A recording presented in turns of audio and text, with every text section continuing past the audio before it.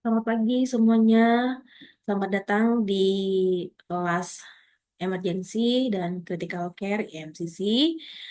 Selamat tahun baru juga buat semuanya. Semoga di tahun yang baru ini kita memiliki kehidupan yang lebih baik dan juga pembelajaran yang lebih baik supaya kedepannya pun kita menjadi pribadi-pribadi yang lebih baik.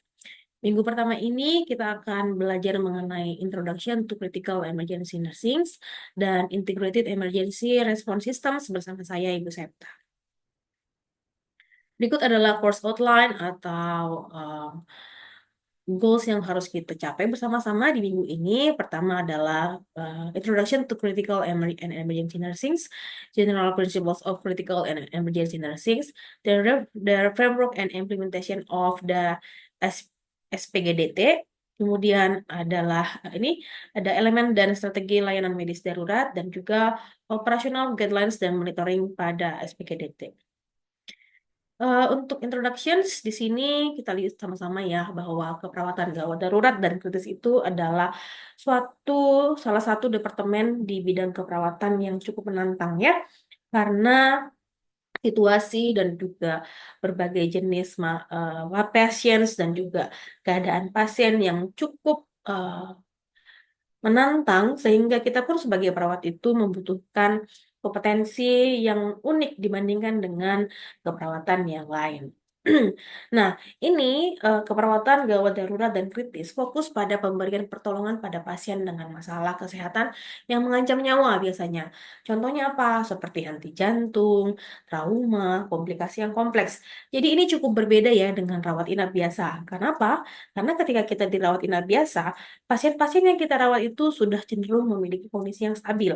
Berbeda dengan critical care dan juga emergency. Mereka cenderung memiliki kondisi yang cukup mengancam nyawa. Dan uniknya di keperawatan emergensi khususnya ya, mereka itu memberikan asuhan keperawatan pada semua kelompok umur. Jadi kalau pasien datang ke UGD, kita nggak bisa tentukan yang datang itu apakah yang tua, apakah yang muda, kita nggak bisa tentukan itu. Gitu. Jadi em, harus apa ya, harus siap-siap dengan segala kondisi. Itu yang menjadi tantangan atau gambaran besar terhadap keperawatan gawat darurat. Ini adalah sebuah UGD ya di Indonesia. Kamu bisa lihat di sini ada ramai sekali orang-orang, ada banyak keluarga juga. Nah, kira-kira ini ada pertanyaan ya. Imagine the situations, where is this? Kira-kira di mana? How many patients? Kemudian apa tanggung jawab dari perawat pada setting ini? Coba kamu bayangkan sendiri atau apa ya? Diposisikan dirinya, kira-kira kamu akan ngapain di sini dengan kondisi pasien yang begini, ada yang sesek kah, ada yang patah tulang, kamu akan ngapain di situ? Apa yang menjadi tanggung jawab kamu? Berikut adalah kondisi di ICU ya, ini contoh di ICU. Kamu bisa menjawab pertanyaan-pertanyaan ini ya. What disease or conditions do the patients with? Kira-kira kondisinya dengan apa? Ada berapa equipment sini? Ada berapa alat-alat di sini? Coba dihitung sendiri. Kemudian apa yang menjadi tanggung jawab dari perawat di sini pada kondisi ini? Oke, silahkan kamu jawab di hati kamu mungkin atau kamu tulis silahkan. Ya, ini ada beberapa penyakit ya, walaupun itu kadang-kadang mirip ya di emergency dan juga di critical. Kalau di emergency, kebanyakan kita akan menghadapi pasien-pasien dengan trauma injury, kemudian dengan ada cardiovascular disorder, ada respiratory disorder, renal, kemudian shock dan banyak sekali ya. Ada juga yang kondisinya juga biasa aja, cuma demam, ada yang cuma diare, begitu. Jadi di emergency itu nggak ketebak gitu. Pasiennya itu akan mendapatkan atau datang dengan keluhan. Kalau di critical ya di ICU, NICU itu lebih cenderung pasiennya berat ya dengan adanya shock, sepsis, multiple dysfunction syndrome, cardiovascular disorder, bahkan dia nggak bisa napas, ada yang nggak bisa sadarkan diri, ada yang aki gitu ya. Tapi perbedaannya adalah pada UGD, perawat itu fokus pada menyelamatkan pasien dengan penyakit mengancam jiwa. Sedangkan pada unit kritis fokus pada pasien perawatan dengan kondisi tidak stabil. Jadi kurang lebih mirip, tapi di UGD Ada aja gitu pasien-pasien yang tidak terlalu parah karena kan dia pertama kali masuk ke UGD, kemudian dipilah-pilah dikirim ke rawat inap atau ke ICU. Nah, ini ada beberapa specialty area within the ID. Ada banyak ya tempat-tempatnya kalau kamu lihat tadi di sini ya. Ini dibeda-bedakan ya, kan kita nggak mungkin satukan kan pasiennya jadi suatu ruangan yang sama. Itu dibedakan. Yang pertama ada resuscitation area, kemudian ada critical area, ada trauma room, acute care room, pediatric room, psikologi area, observation area, dan triase area. Biasanya yang pertama ketemu kalau kita ke UGD itu adalah triase area. Jadi kita nanti akan memilah ya. Nanti akan ada pertemuan dengan dosen berikutnya mengenai triase. Kita tuh memilah atau mengkategorikan pasien ini akan ditempatkan kemana. Apakah ditempatkannya ke resuscitation area, apakah ke trauma area, atau bahkan ada yang mengalami gangguan mental. Nah, different area, different nursing competencies needed katanya. Jadi kurang lebih ya, seorang perawat UGD itu dia harus menguasai banyak kompetensi. Tapi kalau dia ditempatkan di RR, pasti kompetensinya itu sudah lebih advance. Karena apa? Di situ dia melakukan BLS. Atau ketika dia ditempatkannya di daerah trauma, dia harus bisa yang melakukan pasang bidai dan balut misalnya begitu ya. Jadi harus menguasai banyak-banyak sekali kompetensi. Kalau ICU ini cukup unik juga, berbeda dengan UGD. Kalau di ICU kita punya banyak ya, banyak kategori. Ada yang medical intensive care unit, ada yang surgical, ada yang pediatrik, anak-anak, ada yang neonatal baru lahir, kardiak, neurologi, burns dan trauma. Tapi kadang-kadang sebuah rumah sakit itu tidak punya sekompleks ini ya. Kadang-kadang dia satukan aja semua. Satu ruangan ICU, tapi di dalamnya itu semua di dalam. Ada yang pediatriknya, ada NICU-nya, ada masalah otaknya, ada masalah jantungnya, semua jadi satu. Kalau di Siloam sebelah, mereka itu punya khusus untuk jantung, punya khusus untuk neurologi, punya khusus untuk pediatrik dan neonatal. Gitu. Kemudian apa yang menjadi peran ya? Peran dari seorang perawat ketika dia ditempatkan di ruangan kritikal atau di emergency. Yang pertama dia harus punya eh, peran untuk bisa melakukan clinical judgment dan clinical reasoning skill. Maksudnya di sini adalah ketika satu pasien atau seorang pasien itu eh, mengalami kondisi tertentu, dia harus dengan cepat bisa memutuskan apa yang harus dilakukan. Contohnya, pasien dengan perdarahan, apa yang harus dilakukan? Itu kan harus di-dep. Nah, itu tuh harus dilakukan dengan cepat. Beda dengan perawat-perawat yang di ruangan, karena kan mereka harus konsul dulu lah, apalah gitu kan. Nah, di situ beda. Ini beda ya, karena perawatnya itu harus bekerja dengan cepat. Kemudian patient advocacy gitu kan, banyak juga pada kondisi-kondisi gawat darurat ada isu-isu etik gitu. Apakah harus dipasang harus dipasang apa namanya ventilator pada kondisi pasien yang sudah patah tulang ke tengkorak gitu kan. Itu kan masalah isu gitu kan. Jadi itu harus diadvokasi atau harus dijaga oleh seorang perawat. Caring with unique patient and family ya. Jadi ke UGD dan krisis ruangan krisis itu kan sangat unik. Jadi kita harus bisa memberikan caring kita dengan keunikan yang dimiliki oleh pasien dan juga keluarga. Kolaborasi gitu ya. Di sini terjadi kolaborasi yang sangat erat ya kalau saya bisa bilang karena kita biasanya kalau di UGD itu kita punya cukup dekat dengan dokter karena bekerjanya itu bersama-sama dengan dokter dan sedekat itu gitu. Kalau di ruangan biasa kan kita harus telepon dulu, kita temenin dokternya untuk ketemu pasien. Nah, di sini tuh kolaborasinya tuh lebih kerasa gitu ya. Response to diverse situation. Karena kan yang tadi saya bilang ya, di UGD atau di critical area itu situasinya itu bisa beragam. Tiba-tiba pasiennya yang henti jantung kah? Tiba-tiba pasiennya punya masalah mental kah? Jadi kita harus berespon terhadap diverse situations. Promote holistic nursing care. Ya, di mana-mana juga begini ya. Kita harus mempromosikan holistic nursing care dan facilitator of learning for the patient and family. Kita harus memberikan edukasi-edukasi yang berhubungan dengan keadaan pasien atau keluarganya. Nah, ini sedikit ya mengenai ED nurses atau perawat di UGD. Beberapa tantangan yang dihadapi adalah yang pertama, clinical judgment. Bisa ya kamu bayangkan, bekerja di situasi yang penuh dengan tekanan, rame pasiennya, tapi kita harus memberikan penilaian atau decision making gitu ya kepada pasien yang harus kita rawat. Gimana caranya? Beda sama di ruang rawat inap ya, karena kan di ruang rawat inap itu kondisi pasiennya lebih stabil. Jadi kita punya waktu untuk memutuskan sesuatu. Kalau di UGD atau di critical care itu susah gitu. Caring taktis ini tetap harus dilakukan berdasarkan standar walaupun pasiennya rame gitu kan, harus berdasarkan standar dan protokol. Collaborations, nah frequently do a collaboration in a stressful condition, katanya. Setiap kali ada kolaborasi, mungkin saja kondisinya dalam keadaan stres. Dan cultural diversity, karena pasien datang ke UGD kan, kita yang pertama sekali terima kan, jadi dengan berbagai macam culture atau budaya yang dimiliki pasien itu yang harus dihadapi oleh perawat UGD. Kalau di critical unit nurses atau di ICU begitu ya, apa yang dihadapi? Nah, mereka itu memiliki apa? Mereka itu harus memberikan holistic care karena mungkin pasiennya itu sudah um, bisa disebutkan contohnya tidak sadarkan diri. Kita harus tetap memberikan perawatan fisiknya, emosinya, spiritualnya harus diberikan semuanya ya. Walaupun di UGD juga ada, tapi ini kan karena dia lebih kondisi pasiennya kan tidak stabil gitu, tapi tetap harus kita berikan.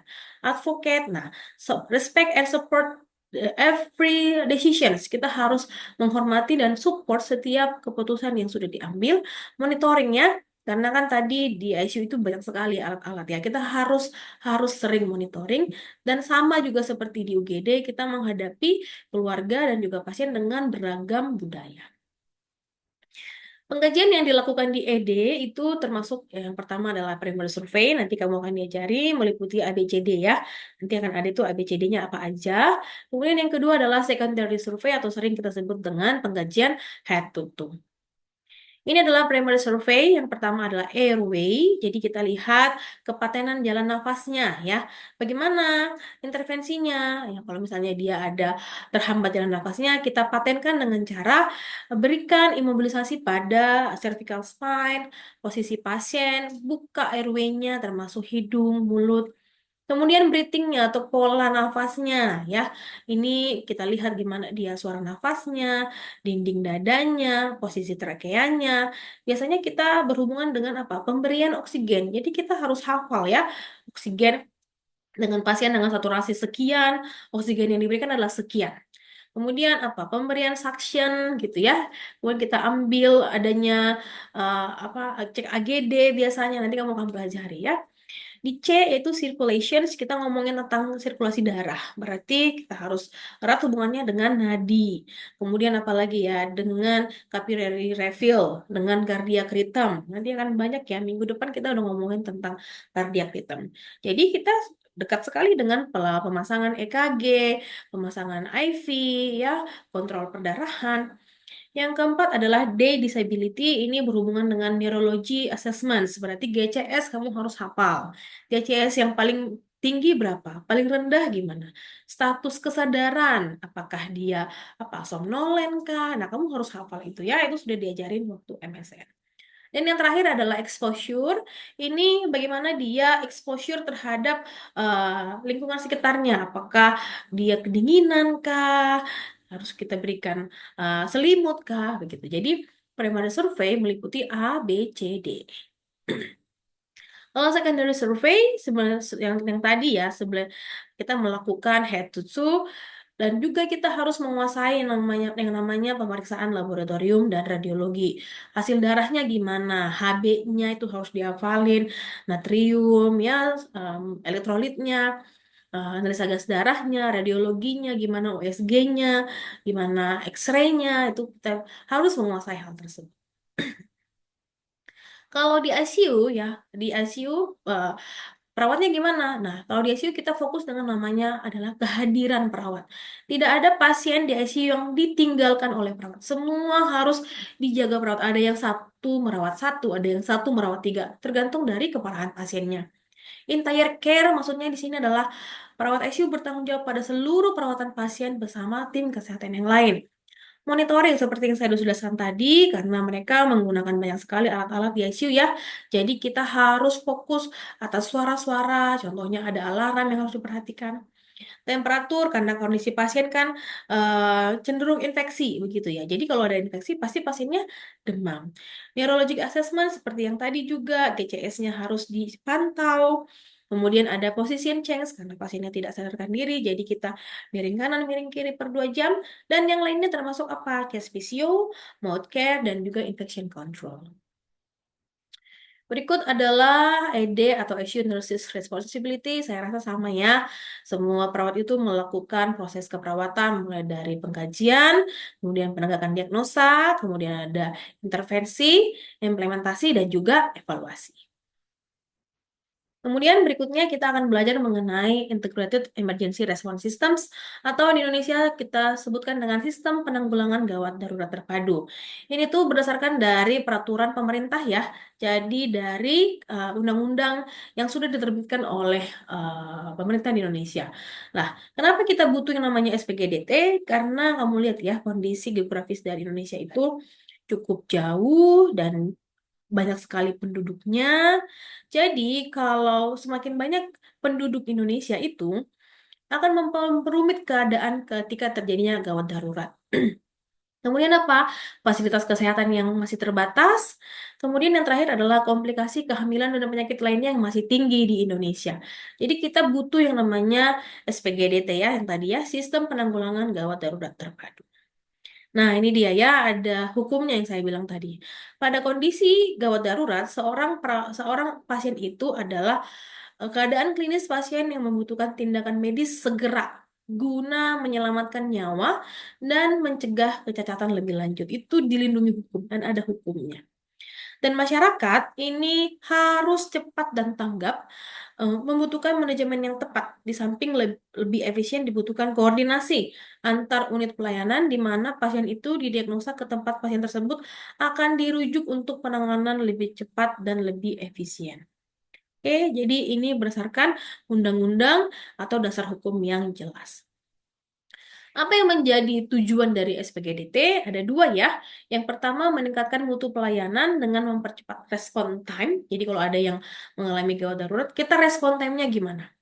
Kemudian yang kedua adalah mengurangi kematian dan juga kesakitan. Jadi dengan respon time yang cepat atau yang dengan yang cepat tadi, kita akan mengurangi kematian dan kesakitan pada pasien-pasien yang mengalami keadaan gawat darurat. Ini ya implementasinya ada tiga, yaitu pre-hospital, hospital, waktu selama di rumah sakit, dan referral atau adanya rujukan. Disebut sebagai pre-hospital berarti suatu keadaan gawat darurat terjadi di komunitas dan gimana kita berespon dari komunitas, petugas, dan ambulans ketika terjadi masalah atau gawat darurat tersebut. Kemudian pasiennya dibawa ke rumah sakit kan? Nah, sampai di rumah sakit, bagaimana pasien bisa mendapatkan penanganan yang tepat dan maksimal? Dan kalau sudah dirawat di rumah sakit dan membutuhkan perawatan yang lebih lanjut, apakah pasiennya membutuhkan eh, referral atau rujukan ke tempat yang lain yang lebih baik itu supaya menolong si pasien tadi? Ini ya yang dibutuhkan. Jadi di sini ada preventif ya. Preventif di sini kita punya mungkin puskesmas. Jadi semua yang berhubungan dengan kejadian supaya mencegah kejadian gawat darurat kita lakukan pencegahan. Kemudian ada terjadi eh, kejadian gawat darurat, contohnya henti jantung. Orang awam akan menolong dan memanggil ambulans. Kemudian dia akan masuk ke penanganannya ya, masuk ke dalam ruangan atau rumah sakit. Di sini Indonesia sering sekali tipe C, ya rumah sakit yang cukup kecil, kemudian dirawat. Kalau tidak bisa ditangani, kita masuk ke rujukan yang lebih tinggi yaitu rumah sakit kelas B atau A. Ya, di sini butuh sekali yang namanya komunikasi, transportasi, dan juga pendanaan. Dan SDM-SDM-nya itu harus multidisiplin, multiprofesi, dan juga multisektor. Dan ada juga ya, time saving is life saving, merujuk ke the right patient to the right place in the right time. Ya, jadi jangan sampai kondisi gawat darurat sampai seseorang itu kehilangan nyawanya. Ya, ini ada beberapa tantangan ya pada pre-hospitals gitu. Pada pasien-pasien dengan pre-hospital, mereka hanya memiliki 1 jam ya. 1 jam can turn around a lifetime katanya. Jadi kalau kita terlambat melebihi 1 jam, kemungkinan terburuk bisa terjadi sama pasien tersebut. Ya, jadi harus ditangani lah sebelum masuk rumah sakit. Kita harus life saving katanya. Dan kita juga harus mengerti bahwa keadaan tempat kita tinggal, contohnya bagi yang di Jakarta ya, nih lihat macet. Gimana kalau terjadi keadaan sesuatu atau keadaan gawat darurat, kita bawa ke rumah sakit gimana gitu. Kemudian apakah ada komunikasi yang menghambat pelayanan pasien? Contohnya antara petugas ambulans dengan orang yang melaporkan atau orang yang merujuk ke rumah sakit yang akan dirujuk gitu. Itu menjadi tantangan ya.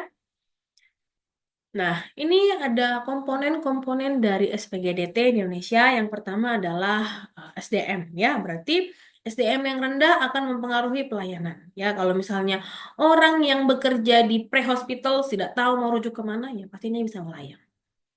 Training harus punya pelatihan yang cukup untuk meningkatkan keterampilan komunikasi ya, komunikasi antar PSC ya, kalau bilang Public Safety Center. Indonesia kita punya 119 ya, jadi komunikasi yang baik akan meningkatkan keefektifan pelayanan. Nih, Public Safety Center PSC di Indonesia ini memberikan pelayanan atau memberikan ya pelayanan korban pasien gawat darurat atau pelapor melalui proses triase. Gitu. Kemudian nanti di sana akan dilakukan pertolongan pertama atau first aid. Kemudian pasiennya akan dievakuasi mungkin ke rumah sakit yang lain dan koordinasi dan dengan fasilitas kesehatan yang tersedia di daerah tersebut. Kemudian yang keempat ada transportasi ya. Biasanya kalau transportasi berarti erat hubungannya dengan ambulans. Facility yaitu fasilitas-fasilitas yang dibutuhkan mulai dari call center, ambulan, peralatan medis, rumah sakitnya, IT-nya, semua ya. Semua itu menjadi komponen dari fasilitas.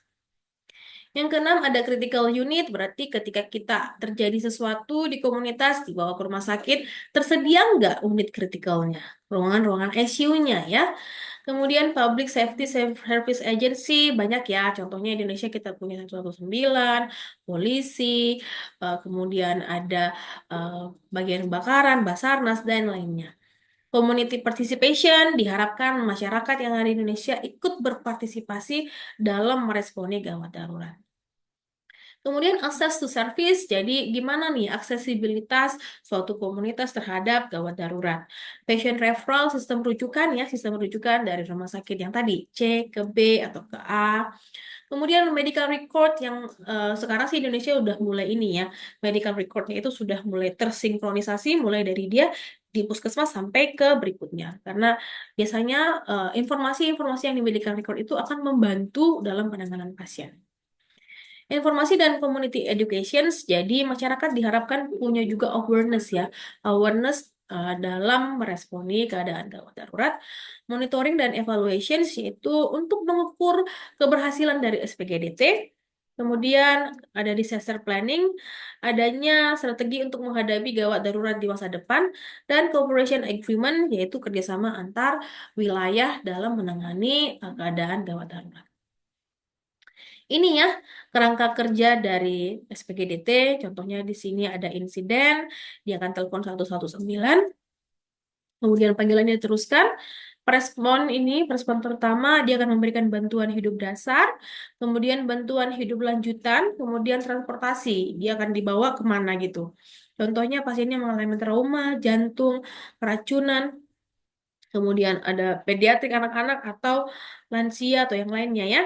Ini akan dibawa ke rumah sakit, perawatan khusus, rehabilitasi, pencegahan sini, pencegahan kalau sudah selesai ya, dan juga edukasi masyarakat. Maaf ya. Nah, ini berdasarkan WHO juga ya. Jadi yang tadi itu berdasarkan WHO, di sini kalau bisa lihat di sini, jadi ada terjadi sebuah kondisi gawat darurat, kemudian di sini ada yang menolong kan orang ambulans, kemudian ini ada terjadi suatu kejadian, ditelepon ke 119, datang ambulansnya, ambulans datang ke sini, kemudian dibawa ke rumah sakit. Nih, ambulansnya bawa ke rumah sakit dan diarahkan ke rujukan rumah sakit yang lebih besar.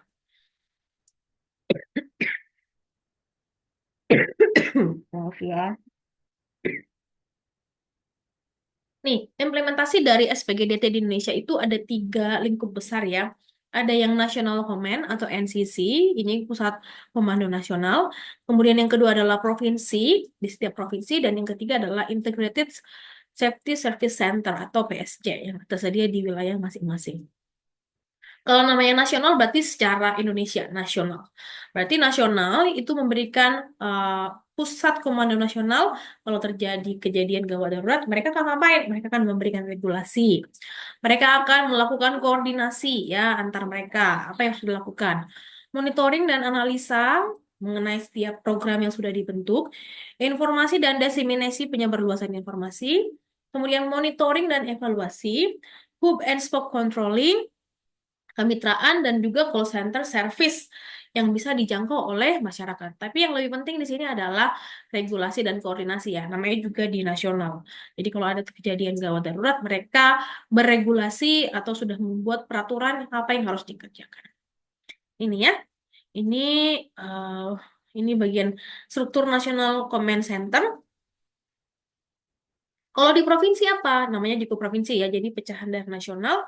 Mereka tetap melakukan koordinasi, kemudian mereka melakukan manajemen kesehatan klinis, pemantauan dan analisa, penyebaran informasi, bimbingan, supervisi dan evaluasi, hub and spoke controlling, partnership, dan juga call center service. Ini ya, jadi biasanya itu dikepalai oleh dinas kesehatan yang ada di provinsi masing-masing, gitu ya. Nih, yang penting adalah PSC-nya ya, atau bagian wilayah-wilayah. PSC ini biasanya mengkoordinasikan atau manajemen krisis kesehatan yang ada di tingkat kabupaten. Biasanya mereka itu lebih mudah aksesnya ke situ karena 24 jam mereka harus berespon terhadap setiap keadaan darurat ya. Nih, biasanya itu nih kejadian kejadian adanya kejadian masyarakat telepon ke PSC, nanti PSC juga telepon polisi, pemadam kebakaran dan lainnya, ambulans datang, di ambulans diberikan life saving, kemudian diantar ke rumah sakit, kemudian lagi kembali ke base. Ini ya, call center 119 panduan pertolongan, pertolongan gawat darurat, kondisi tracking ya, mengenai kondisi perkembangan si pasien, dan layanan gawat darurat di ambulans. Itulah yang diberikan oleh si PSC ini ya. Nih, ini ada panggilan, kalau ada yang panggil ke 119, biasanya dibagi menjadi 3, emergency, non-emergency, dan non-kategori. Emergency kalau pasiennya mengalami trauma dan non-trauma. Ya, contohnya ini jadi kecelakaan di tol, contohnya gitu, ada yang telepon, itu masuk dalam panggilan emergency. Non-emergency itu kalau mau antar pasien aja, ambulans transport, layanan perawatan, rujukan antar fasilitas kesehatan, edukasi, dan informasi. Dan kalau non kategori ini adalah salah sambung dan panggilan palsu. Jadi ini yang dilayani oleh si PSC 119 yang ada di masing-masing wilayah. Ini ya layanan ambulans ya.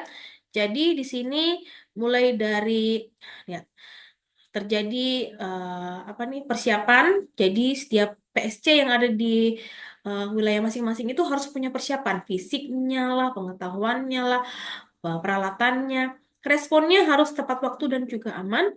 Manajemen di tempat kejadian harus bisa keamanan dari tim, keamanan dari pasien, menilai situasi dan peralatan.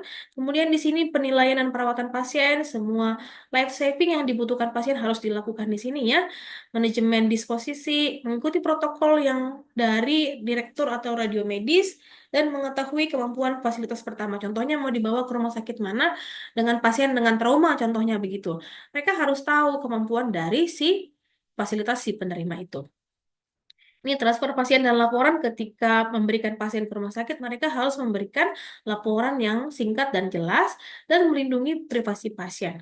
Kemudian mengisi laporan perawatan pasien, kemudian mengisi ulang dan menyiapkan unit. Begitu terus ya.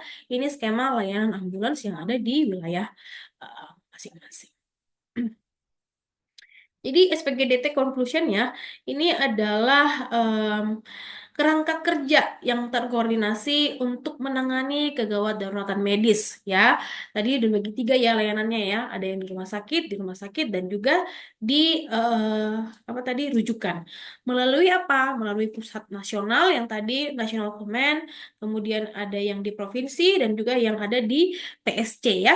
Kemudian SPGDT ini menekankan kepada pelatihan, komunikasi, dan layanan ambulans dan edukasi publik. Untuk apa? Untuk meningkatkan respon time agar mengurangi kematian dan kesakitan yang dialami oleh pasien yang mengalami keadaan darurat. Berikut adalah referensi yang digunakan dalam PPT ini, dan kamu boleh baca. Ini juga menjadi tugas ya, tugasnya nanti apa yang kamu tahu atau hal lain yang kamu belum tahu mengenai SPGDT yang sudah saya upload juga di LAN. Itu saja yang kita bisa bahas untuk pertemuan pertama di EMCC. Kalau misalnya ada yang mau ditanyakan, boleh dibahas di EMCC discussion forum ya, atau eh, kamu boleh cari referensi lainnya. Terima kasih atas perhatiannya. Tuhan Yesus memberkati.